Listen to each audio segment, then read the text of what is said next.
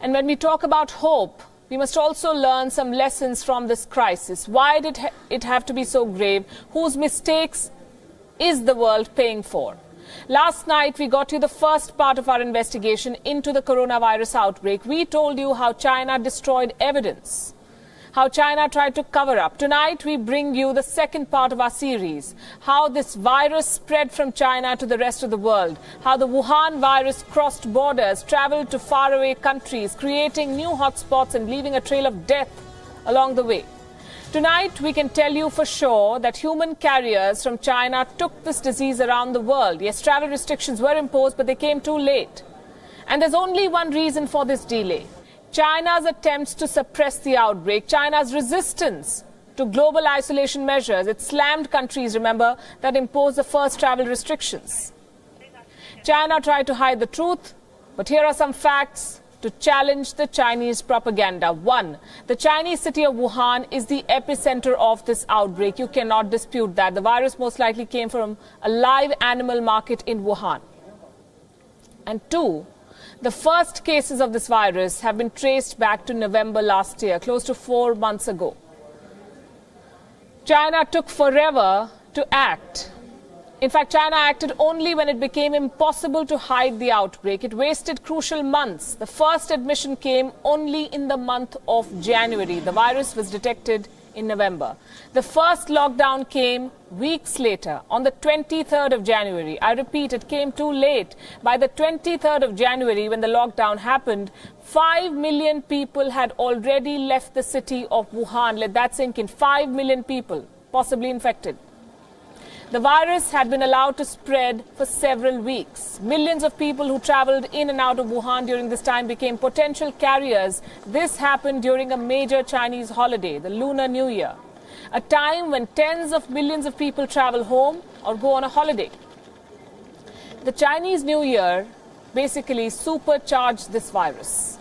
And this should give you an estimate. The world's biggest human migration takes place during the Chinese Lunar New Year. According to one estimate, Chinese tourists were expected to make 450 million trips this year, and this includes both domestic and international travel. And these trips were scheduled between 24th and 30th of January, bang in the middle of the coronavirus outbreak in Wuhan. No wonder it spread like fire. It is difficult to put an exact number to determine how many Chinese carriers actually took the virus outside China, but there are many patterns and precedents that come in handy.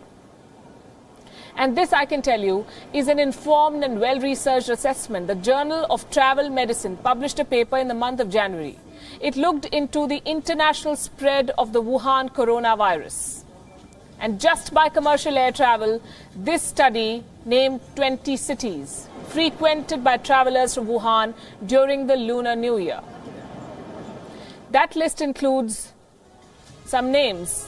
This list is on your screen. Let me read out the names of the countries mentioned here: Taiwan, Japan, Thailand, South Korea, Singapore, Malaysia, Australia, and Indonesia.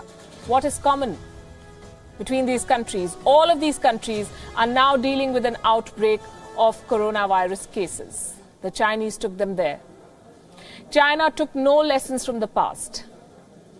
China has been a major exporter of disease. The SARS outbreak in 2003 had infected more than 8,000 people across 37 countries.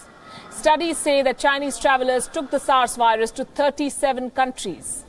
17 years later, in 2020, they're doing the same with another virus. China took no measures to ensure its citizens do not export deadly diseases across the world. Here's another set of numbers that you should see. In the year 2002, tourists from China made around 17 million trips overseas. By 2019, that figure rose to 180 million, from 17 to 180 million.